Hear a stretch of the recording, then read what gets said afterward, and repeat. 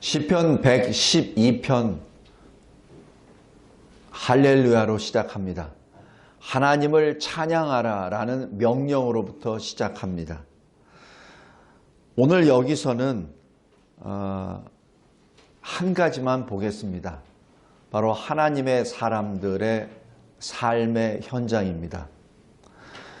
우리는 세상과 구별된 그리스도인으로 살고 있습니다.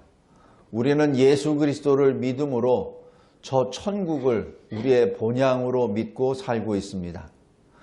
이 세상의 권세 속에 살고 있지만 우리는 하나님의 권속으로 살고 있습니다. 권속을 다른 말로 하면은 하나님의 자녀라는 뜻입니다. 자, 그런데 그렇다고 우리의 삶이 변화됩니까? 우리가 예수 그리스도를 믿는다고 하여 가난하던 그리스도인이 갑자기 부자가 되고 저 밑에 빈천한 사람이 갑자기 존귀한 사람으로 바뀝니까? 그러지 않습니다. 또 하나는 환난이 이 세상에 닥친다고 하여 그리스도인은 특별히 구제를 받고 그리스도는 안전한 곳에 거하게 됩니까? 그렇지도 않습니다. 똑같습니다. 지금 현재 우리도 똑같이 전염병의 위협 가운데 우리도 거하고 있죠. 그래서 믿지 않는 사람들과 믿음이 연약한 형제들은 사실 예배 나오는 것을 두려워하고 예배를 드리지도 않고 또 어떤 교회들은 아예 예배를 폐하기도 합니다. 그리고 그것을 자위하느라고 예배하지 않아도 좋아요. 그냥 영상으로 해도 좋아요 라고 위로 아닌 그러한 이상한 말로 미혹시키는 목회자들도 있습니다. 그러나 분명한 것은 성경이 말을 합니다. 모이기를 폐하는 어떤 사람들의 습관과 같이 행하지 말라. 히브리서 10장 25절 말씀입니다. 성도 여러분,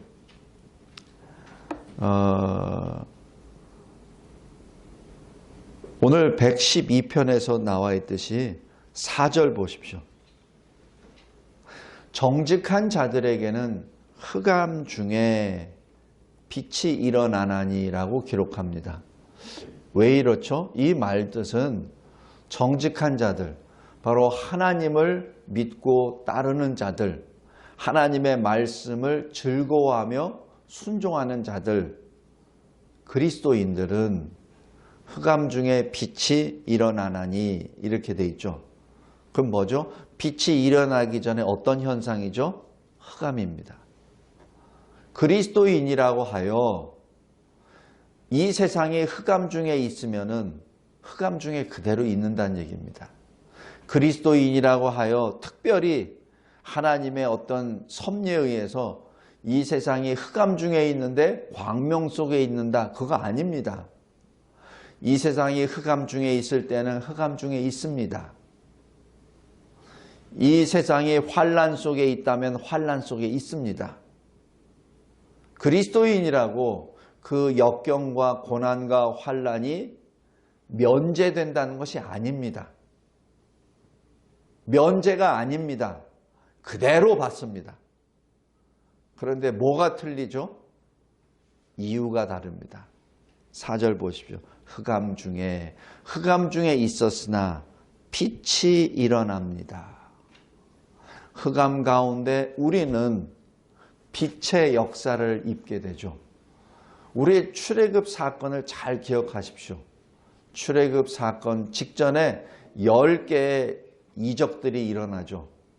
10개의 이적이 일어날 때 첫 번째에서부터 네 번째까지는 이스라엘 백성들이 애굽 백성들과 똑같은 상황에 처합니다.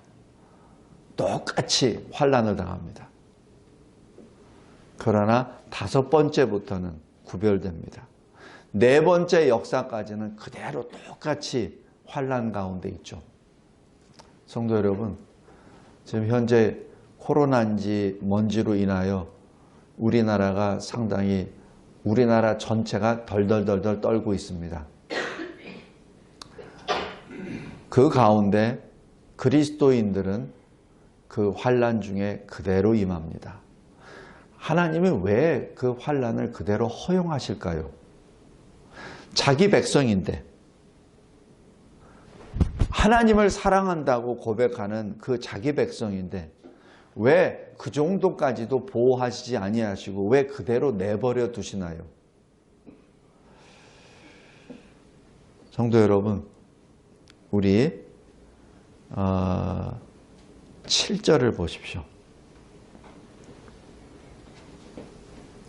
흉한 소문을 두려워하지 아니하며 여호와를 의뢰하고 그의 마음을 굳게 정하였도다. 지금 하나님이 보시고자 하는 것은 이겁니다. 하나님은 소문이라고 아예 정의를 내리십니다. 그 어둠을, 흑암을 소문이라고 정의하십니다. 그렇다고 하여 하나님이 그것을 전부 다 없던 걸로 하신다는 것이 결코 아닙니다. 왜 소문이라고 하시냐고요? 왜냐하면 그 흑암은 하나님이 허용하신 것이기에 언제든지 하나님이 걷어가실 수 있는 것이기 때문에 그렇습니다. 하나님이 원하십니다. 너는 그 소문을 두려워하지 말라. 너는 오직 나만을 신뢰하고 의지하라. 지금 하나님이 우리에게 원하시는 것은 그 믿음입니다. 흔들리지 말고 하나님만을 섬기고 신뢰하라는 그 말씀입니다. 그리하여 8절 보십시오. 그리스도인의 마음이 견고하여 두려워하지 아니할 것이라. 결코 두려워하지 않습니다. 왜? 만용이 아닙니다. 왜? 우리가 그저 그냥 하나님을 믿는 백성이기 때문에 우리는 안전해 라고 얘기하는 그러한 아무 근거가 없는 그러한 만용이 절대 아닙니다. 왜냐하면 신실하신 불변하신 하나님이 우리에게 분명히 말씀하십니다. 하나님을 의뢰하라. 그 마음이 흔들리지 않고 두려워하지 않을 것입니다. 하나님이 계시기에, 하나님이 계시기에. 언제까지? 우리가 죽는 그 순간까지도 우리는 두려워하지 않습니다. 왜 두려워하지 않죠? 죽음이 우리에게 덮치지 않으니까? 그게 아닙니다. 전염병이 우리를 덮치지 아니하니까? 그게 아닙니다. 설사 전염병이 덮친다 하더라도, 설사 내가 죽는다 하더라도 하나님이 계시기에 나는 두렵지 않습니다. 그 신앙입니다. 그래서 순교자들이 사자밥이 되는 그 순간, 화영장에서 자기 몸이 타들어가는 순간, 작두의 머리가 잘리는 그 순간에도 하나님의 이름을 부를 수 있는 것은 죽음도 나를 하나님으로부터 빼앗을 수 없다는 신앙 때문에 그렇습니다. 로마서 8장 29절부터 31절까지 계속해서 나오는 것이 어떠한 것도 나를 그리스도 안에서 하나님의 사랑으로부터 나를 끊을 자 없다, 빼앗을 자 없다라는 그 신앙 때문에 그렇습니다. 사망아, 네가 암만 나를 공격해봐라. 나를 하나님의 사랑으로부터 끊을 수 없다라고 하는 그 선언이요 신앙 때문에 그렇습니다. 아무리 전염병이 나를 공격하더라도 나를 하나님으로부터 끊을 수 없다라는 신앙 때문에 그렇습니다. 성도 여러분, 제가 아까 어린이 예배 때 잠깐 말씀드렸는데 우리나라가 다른 나라에 비교해서 많은 환란이 있었습니다. 1910년에 한일 합방으로 나라가 역사 속에서 사라졌습니다. 그건 대한민국이 아니라 대한제국이 사라졌습니다. 왕정국가입니다. 그 나라는 사라졌습니다. 1950년에 6.25 사변이 김일성 북괴군에 의해서 남침이 됐고 구소련과 중공군의 연합으로 우리나라가 위협을 당했었습니다. 그래서 우리나라가 아예 이 역사 속에서 사라질 뻔했습니다. 그 나라는 대한민국입니다. 지금 얼마 되지 않은 100년도 안 되는 그 역사 중에 한 번은 대한제국이 멸망했고 한 번은 대한민국이 멸망할 뻔했습니다. 그런데 아주 놀라운 것은 바로 그때 교회는 부흥했습니다. 제가 전에 논문 소개할 때 제가 말씀드렸었죠. 교회가 처음 이 미국 선교사에 의해서 1885년 언더우드가 4월 1일 아펜젤러와 같이 이 제물포항에 도착한 이후 10월 달에 첫 보고서가 나옵니다. 내가 영어로 성경을 가르치고 세례를 주고자 합니다라는 이 선교 보고가 들어갑니다. 그때부터 실은 대한민국 땅에 이 한반도 땅에 교회가 세워지기 시작합니다. 그런데 제가 이 논문 쓰면서 쭉 보니까 아주 아이러니한 것이 1885년이면 1910년에 25년 전이에요.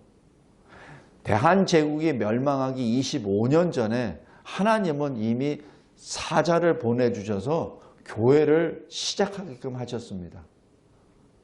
그리고 교회가 계속해서 부흥하다가 1910년 그때를 앞뒤로 해서 급상승합니다. 물론 숫자적으로 보면 지금하고는 별 상대가 안 되죠. 그런데 1910년 대한제국이 멸망하기 그 전해 그 이듬해에는 이 성도 수가 갑자기 올라가 버려요. 나라가 망하는데 교회는 흥합니다. 그게 하나님의 법칙입니다. 왜냐하면은 지상 나라는 하나님이 세우시기도 하고 멸하시기도 합니다. 대한제국이 하나님 보시기에 좋지 않기 때문에 하나님이 제하신 겁니다. 하나님의 섭리입니다. 그리고 그 왕정 미신 국가를 제하시고 그 땅에다가 하나님의 나라 대한민국을 세우신 것이죠. 대한민국을 세우시기 위하여 교회를 부흥시키신 것이죠. 대한민국이 1948년에 세워졌죠. 그 다음에 몇 년도 안 돼서, 몇 년이 뭡니까? 2년도 채 안 돼서 지금 6.25 사변이 일어난 거죠. 1950년에. 참 아이러니한 것은 1950년부터 53년까지 그 사이에 교회가 급상승합니다. 다른 때는 그냥 이렇게 평범하게 이렇게 증가를 해요. 그러다가 이 6.25 사변 때 3년 동안 급상승합니다. 무엇을 의미하죠? 하나님의 역사한다는 얘기입니다. 교회는 하나님의 역사요. 이 나라의 환난도 하나님의 역사라는 것을 의미합니다. 하나님께서는 환난을 통해서 하나님의 사람들을 불러 모으시기도 하고 정결하게 만드시기도 합니다. 왜냐하면 환난이라는 그 환난을 통해서 그 불길을 통해서 좀 죄송합니다. 가라지를 걸러내십니다. 가라지를 걸러내십니다. 왜냐하면 가라지는 그 불길에서 견딜 수가 없어요. 타버리지. 6.25 사변 그 동란.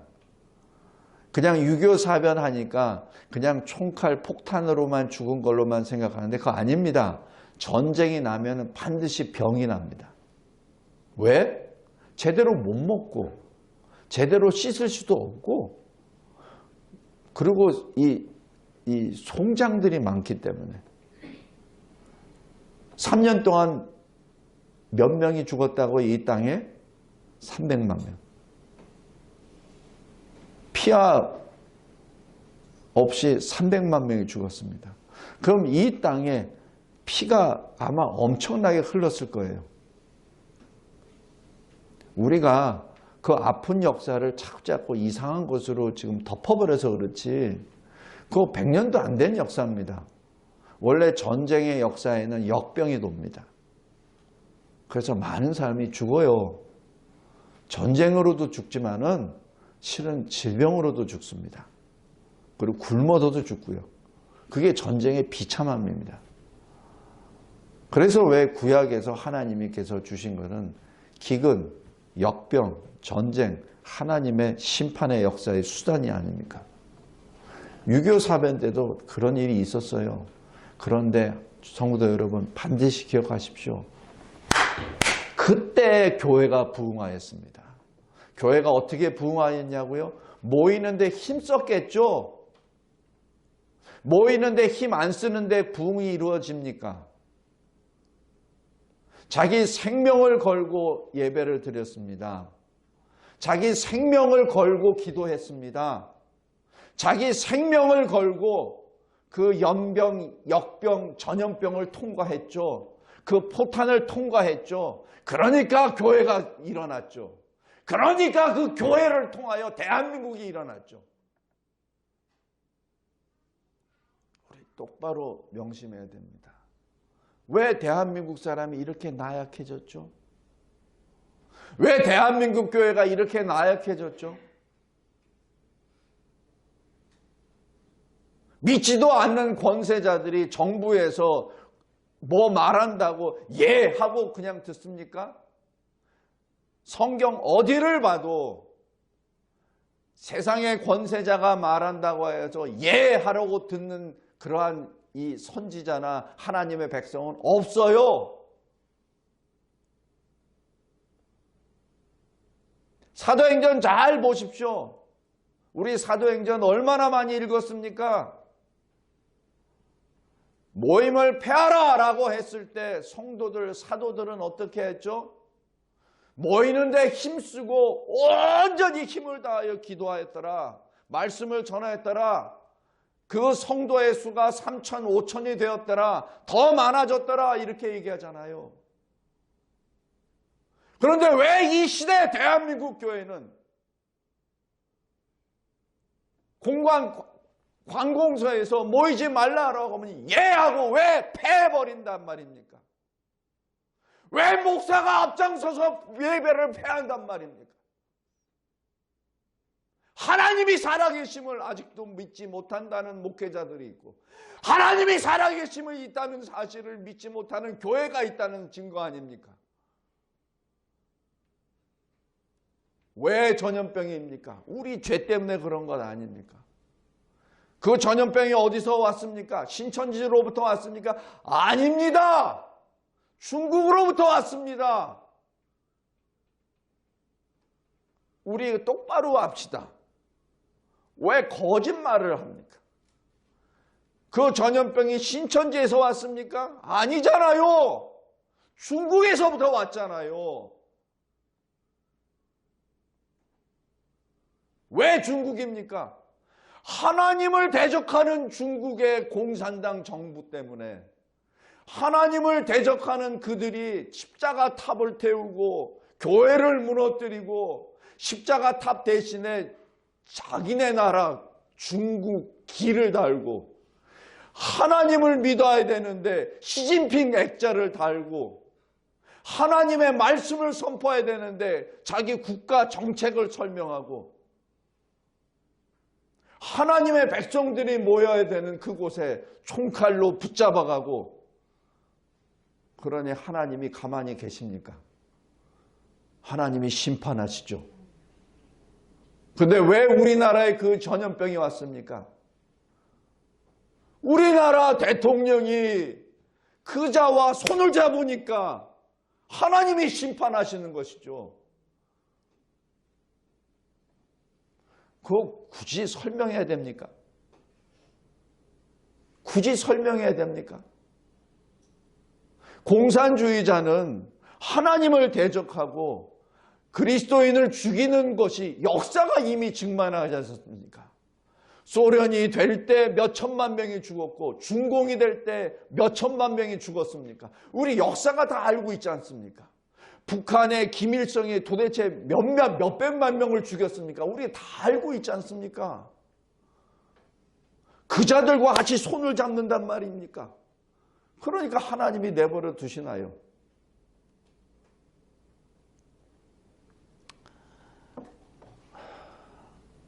성도 여러분, 다시 한번 말씀드립니다. 7절 보십시오. 흉한 소문을 두려워하지 아니하며. 하나님이 말씀하십니다. 나라가 교회에서 모이지 말라고 하더냐? 그것은 소문이니라. 헛것이란 얘기입니다.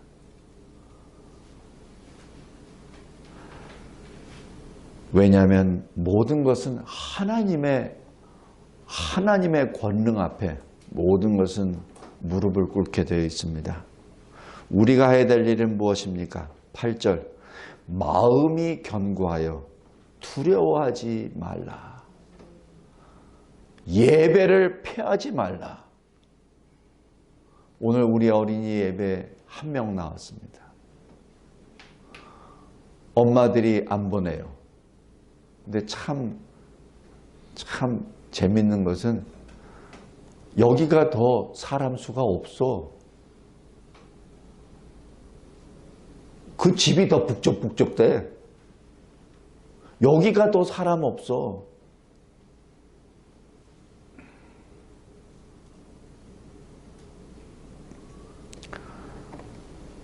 그리고 8절 후반부에 보십시오. 대적들이 받는 보응을 마침내 보리로다.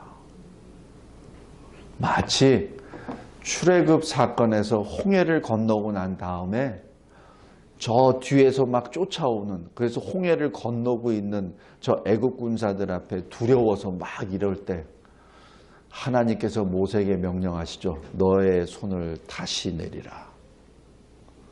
그리고 그 모세와 이스라엘 백성들이 보는 앞에 애국 군사들은 다 사라져버리고 그 이후부터 애국 군사의 모습은 아예 나타나질 않습니다. 누가 보죠? 믿음으로 걷는 사람이 봅니다. 끝까지 하나님을 신뢰한 사람이 그 현장을 보게 됩니다. 성도 여러분, 여러분들 이 나라를 위하여 기도하십니까? 두려워서 하나님 앞에 기도하십니까? 공산화 될까 봐 두려워 또 이리 모이고 저리 모이면서 함께 소리도 지르고 태극기도 듭니까? 좋습니다. 그건 나쁜 거 결코 아닙니다. 그러나 여러분들이 태극기를 든다고 이 나라가 공산화된 것을 막는 거 아닙니다. 여러분이 어떤 모임을 갖는다고 하여 이 나라가 다시 회복되는 거 아닙니다. 하나님이 하시는 것을 봐야 됩니다. 하나님이 하시는 것을 보십시오. 여러분들이 모여서 여러분들이 뭘 태극기를 들고 뭐 한다고 착각하지 마십시오. 여러분들은 아무것도 할 거 없어요. 할 수도 없습니다. 다시 말씀드립니다. 여러분들이 아무리 100만 번 모여도 여러분들 못합니다. 하나님이 행하시는 것을 보시기 바랍니다. 하나님이 행하시는 것을, 하나님이 행하실 것을 믿음의 눈으로 보고 오직 하나님만을 신뢰하기 바랍니다. 성도 여러분, 우리는 하나님이 세우신 교회를 통하여 하나님이 세우신 대한민국에 있는 그리스도인들입니다. 하나님이 세우셨습니다. 하나님이 세우시고 하나님의 영광이 수치로 돌아가게끔 하나님이 가만히 계시지 않습니다. 우리보다 더 하나님이 지금 진노하고 계십니다. 우리가 할 일은 내가 뭐 어떻게 해서